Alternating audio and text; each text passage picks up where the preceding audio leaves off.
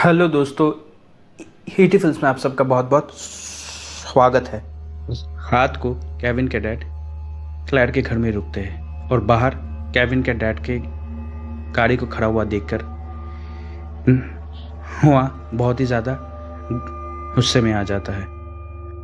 फिर दूसरे दिन सुबह केविन अपने स्कूल में जाता है तो स्कूल का एक लड़का केविन को तंग करने लगता है। तो नोआ आकर उस लड़के को बहुत मारता है, इतना मारता है कि उसके सर के स्कल को तोड़ देता है। फिर नोआ को स्कूल से निकाल दिया जाता है। फिर स्कूल में क्लैर आती है, आके अपने क्लासरूम का दरवाज़ा खोलती है। दरवाज़ा खोलकर क्लैर देखती है कि नोआ ने पूरे कमरे में उस दिन रात वाली क्लैर और नोआ का अश्लील तस्वीरें लगा कर रखा हुआ है। तो क्लैर घबराती हुई अपने स्टूडेंट से 2 मिनट मांगती है और जल्दी जल्दी से पूरे क्लासरूम को साफ करती है। फिर स्कूल खत्म होने के बाद क्लैर अपने घर में आती है। घर में आकर क्लैर देखती है कि उसके हस्बैंड उसके बेटे के साथ नोआ उसके घर में बैठा हुआ है। फिर नोआ किचन में जाता है और क्लैर को सेड्यूस करने लगता है। तो क्लैर नोआ को धक्का देती है और कहती है कि ये तुमने क्यों किया। तो नोआ कहता है कि ये तो मेरा यार था तुम्हारे लिए, जो मैं पूरी दुनिया को दिखाना चाहता था। कह के नोआ कहता है कि आज रात को मेरे घर आ जाना, नहीं तो वो फोटोज मैं तुम्हारे हस्बैंड और बेटे को दिखा दूंगा।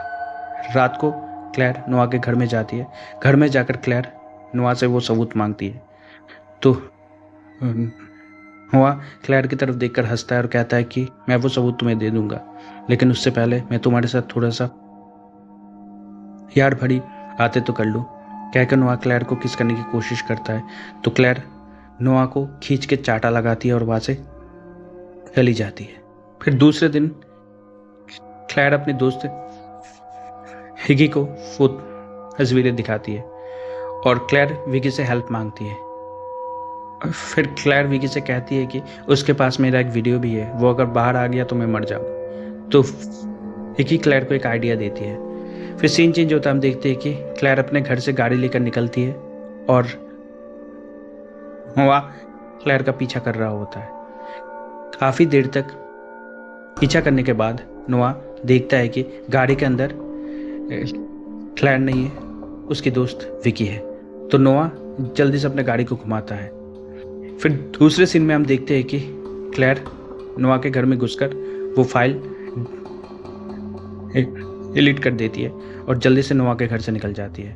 तो नोआ गुस्से में केविन को फ़ोन करके कहीं बुलाता है और हम नोआ को देखते जो विकी के घर में बैठा हुआ है और हम विकी को देखते हैं कि एक चेयर में जख्मी हालत में उसका हाथ मुंह बंधा हुआ है। फिर नोआ क्लैर को फ़ोन करके विकी के घर बुलाता है।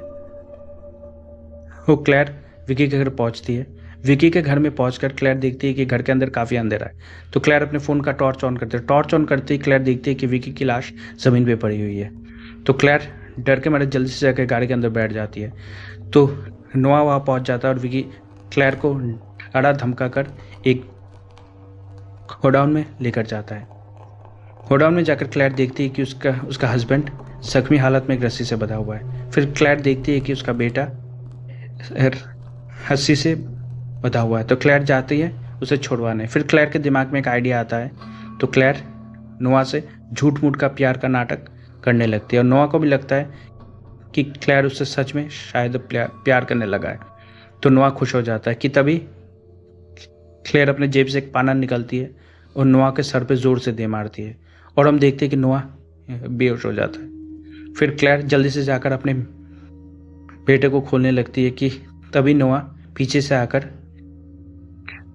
क्लैर के बालों को पकड़कर क्लैर को खींच के ले जाकर साइड में फेंक देता है। फिर नोआ पूरे गोडाउन में केरोसिन डालकर आग भगा देता है कि तभी क्लैर नोआ के पास जाकर अपने जेब से एक इंसुलिन निकालकर नोआ के आंखों में हाल देती है और हम देखते हैं कि नोआ दर्द के मारे जोर जोर से चिल्लाने लगता है कि तभी क्लैर नोआ के ऊपर एक लोहे का टुकड़ा हिलाकर उसे मार डालती है।